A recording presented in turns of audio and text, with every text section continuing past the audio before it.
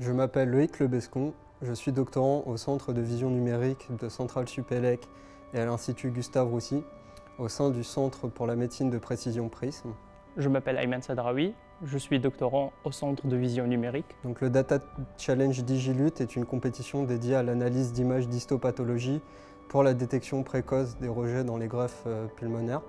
Les images d'histopathologie correspondent donc à des échantillons prélevés sur les patients qui sont ensuite numérisés à l'aide de scanners de très haute résolution. Cela donc produit des images de grande dimension, particulièrement difficiles à traiter par des algorithmes traditionnels d'intelligence artificielle.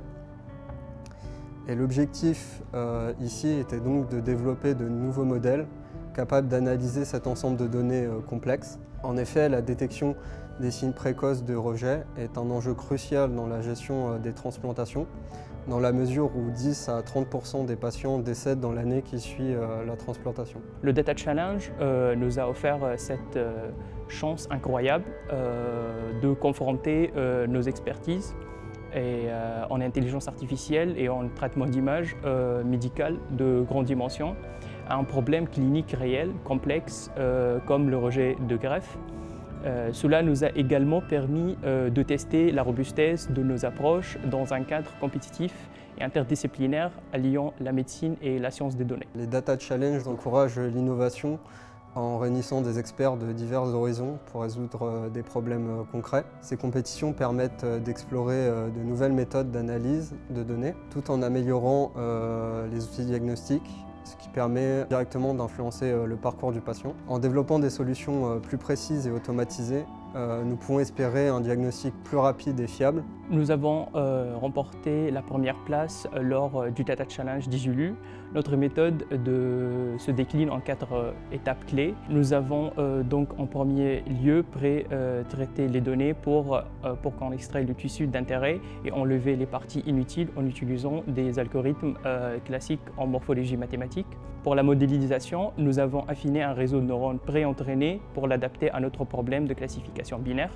Ce modèle a ensuite été validé par une validation croisée pour aboutir à un modèle plus robuste.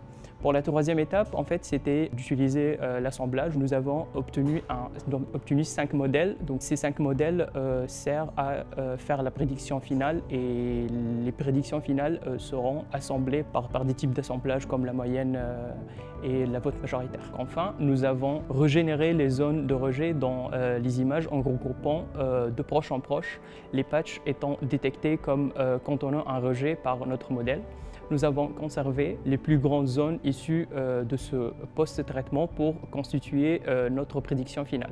L'un des principaux défis que nous avons rencontrés lors de ce challenge est d'abord situé dans le faible nombre de données à noter. Comme souvent dans le domaine médical, nous avons un nombre limité d'exemples à noter. Un autre défi majeur a été de trouver entre la précision du modèle et la rapidité de son exécution un équilibre satisfaisant afin qu'il puisse être potentiellement utilisé en clinique. En tant que compétiteur, les attentes d'un Data Challenge sont nombreux. Une bonne structuration des données, des objectifs clairs et une bonne communication avec les organisateurs. Ces éléments sont essentiels afin d'assurer la bonne compréhension des enjeux liés à la tâche à réaliser, mais aussi de pouvoir consacrer le plus de temps possible à la résolution du problème. Nous avons pensé qu'un facteur clé de la réussite est la diversité et la qualité des données, car cela permet aux participants de développer des modèles robustes. De plus, un bon challenge doit encourager l'innovation tout en étant lié à un besoin clinique concret afin que les solutions développées puissent avoir un impact réel sur le terrain. Cela passe par des objectifs ambitieux mais réalisables à partir de données fournies et dans le temps imparti. Les perspectives post-challenge incluent la possibilité de publier nos résultats. Cela représente une étape importante pour partager nos découvertes avec la communauté scientifique et contribuer à l'avancement de la recherche dans ce domaine. Il est également crucial de valider notre modèle sur d'autres bases de données provenant notamment de différents sites hospitaliers. Cela nous permettra de tester sa robustesse et son efficacité dans des contextes cliniques différents. Nous souhaitons explorer d'autres approches, notamment celles qui nécessitent moins de ressources et de données à noter, comme les méthodes dites de few-shot learning. Donc ces stratégies pourraient améliorer l'accessibilité et l'applicabilité de nos outils d'intelligence artificielle dans la pratique clinique.